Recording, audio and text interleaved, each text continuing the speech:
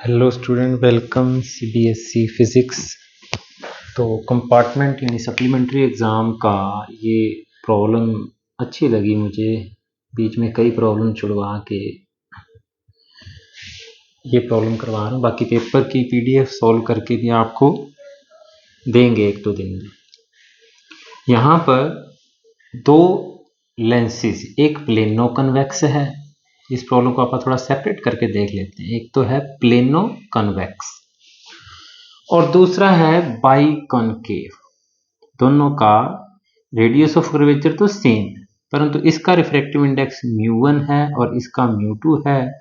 Placed को axially यानी एक एक्सिस से ही पास होती है इनमें से। तो इनकी net focal length for combined lens की क्या होगी? तो हमें पता है जो टोटल फोकल लेंथ होती है वो पहले लेंस की फोकल लेंथ प्लस दूसरे लेंथ की फोकल लेंथ जोड़ करके फाइंड आउट कर सकते हैं। यानी अब हमारे पास दो लेंसेज अलग अलग हैं, लेंस मेकर फार्मूला लगाना है और ऐड करना है। लेंस मेकर फार्मूला क्या कहता है कि किसी भी लेंस की फोकल लेंथ जो होती है 1/f mu minus 1/r1 minus 1/r2। r1 जो पहला सरफेस जहां से लाइट जाती है उसकी रेडियस ऑफ कर्वेचर और r2 दूसरे की। यहाँ r1 इसकी, r2 इसकी। दोनों लेंसेज की रेडियस ऑफ कर्वेचर r दे रखी है। तो फर्स्ट केस इसकी f1 कह रहा हूं मैं, जिसका refractive index for plano convex lens focal length f1 है, मान लेते हैं हम। म्यू1 माइनस 1 इसका रिफ्रैक्टिव इंडेक्स म्यू1 दे रखा है। जो प्लेन सरफेस होता है उसकी रेडियस ऑफ कर्वेचर इनफाइनाइट हो जाती है और इधर वाली दूरियां माइनस, उधर वाली दूरियां प्लस लेनी है।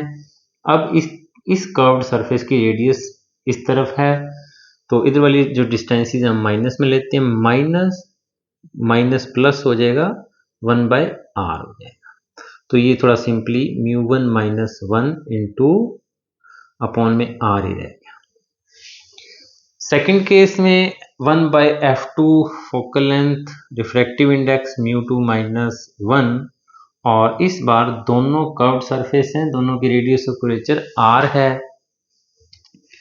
इसकी नेगेटिव होगी, इस कर्व्ड सरफेस की रेडियस ऑफ कर्वेचर प्लस में होगी। जो पहला है इधर वाला उसको आप r1 कहते हैं और ये किस में होगी? नेगेटिव होगी, माइनस 1/r1 होना था, लेकिन रेडियस कर्वेचर r गिवन है और उसकी हमारी रेडियस कर्वेचर पॉजिटिव लेनी है और माइनस 1/r ही हो जाएगा, क्योंकि तो ये हो जाएगा μ2 माइनस 1 इंटू में माइनस 2/r। तो इनको जोड़ना कुछ मुश्किल नहीं है। जो लास्ट में मामूली सी मिस्टेक हो सकती है हमसे वो ये कि हम इसका रेसिप्रोकल करना भूल जाएं। कई बार जैसे सीरीज पैरेलल की न्यूमेरिकल में रेजिस्टेंस के लास्ट में हमें रेसिप्रोकल को सही करना होता है, तो यहाँ भी 1/f जो है दोनों फोकल लेंथ को जोड़ने के बाद उसका रेसिप्रोकल करना होगा। तो 1/f1 क्या है? μ1 minus 1/r plus μ2 minus 1 into minus 2/r। तो दोनों में से 1/r कॉमन ले लेते हैं आप।